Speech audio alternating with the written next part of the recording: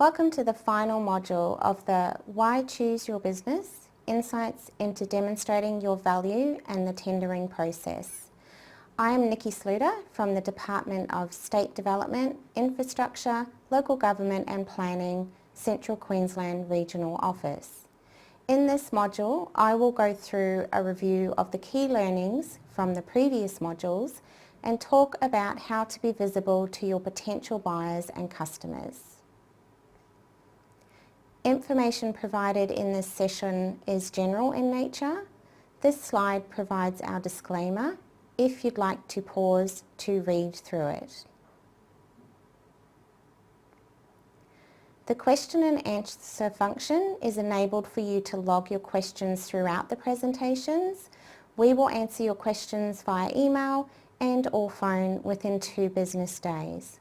Click on the I symbol next to the chat bubble and you will be able to access the transcript. Demonstrating value. During the Demonstrating Value module, Simon talked about how value can be shown in many ways. The value proposition and elevator pitch were introduced and are 2 effective tools of many that can be utilised to help you articulate your value to your customer or buyer. Remember to find the value your customer or buyer is looking for and promote it. Using Simon's example, an umbrella can have more value on a rainy day than a sunny day. Portraying your value. Andrea spoke in the Portraying Your Value module about how a capability statement is a resume for your business. When you are looking to communicate your value, a high-impact capability statement is a great tool that can assist you to effectively and easily convey the value your business or service provides to your customer or buyer. In addition, it can assist you to gain a better understanding of your business, where you've been and where you want to head, as well as being a tool that can help you identify your hidden gem or competitive advantage. Remember, a capability statement is a document you can tailor to your customer or buyer depending on the opportunity you are trying to secure or the value you can provide to meet their needs. What is a tender? During the What is a Tender module, Tim took you through a variety of slides that provided you with a preview of the different tender types. Points to remember from the What is a Tender module were: know what type of tender is required for the work you're trying to win, know where to find the tender opportunities, and consider registering your business so you receive updates when new tender opportunities are issued. The procurement policy was introduced. Price is not the only indicator of value, and Tim talked about procurement versus purchasing, procurement from the buyer's perspective. Price is not the only indicator of value. This tip is something to consider throughout your tender response. As you learnt in the Demonstrating Value module, there are many ways to communicate your value.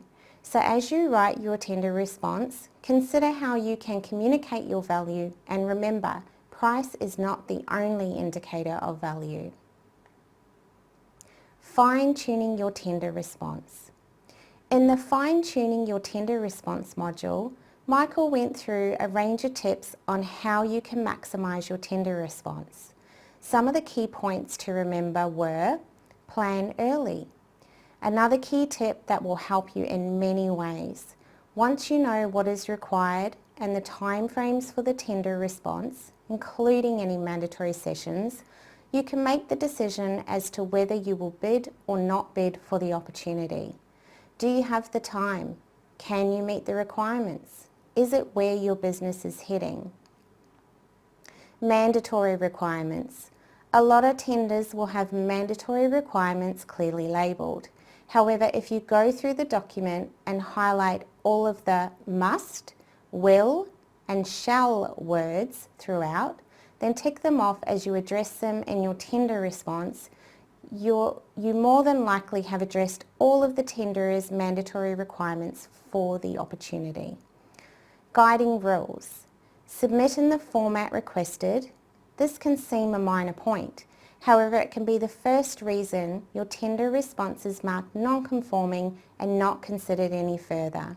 Make it as easy as possible for the procurement team and provide your tender in the document format they require. Review.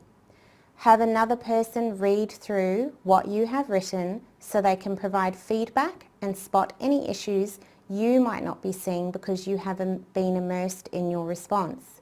When you are planning your tender response, ensure you allow sufficient time for a thorough review to be conducted and any necessary adjustments to be made. Remember, review, review, review. Do not assume. If you don't write it down, it cannot be assessed. So even if you are a well-known reputable company that has won tenders with the tenderer before, treat each tender as a separate opportunity, because if you do not write it down, they cannot assess it in that tender response. Next, consider your online presence.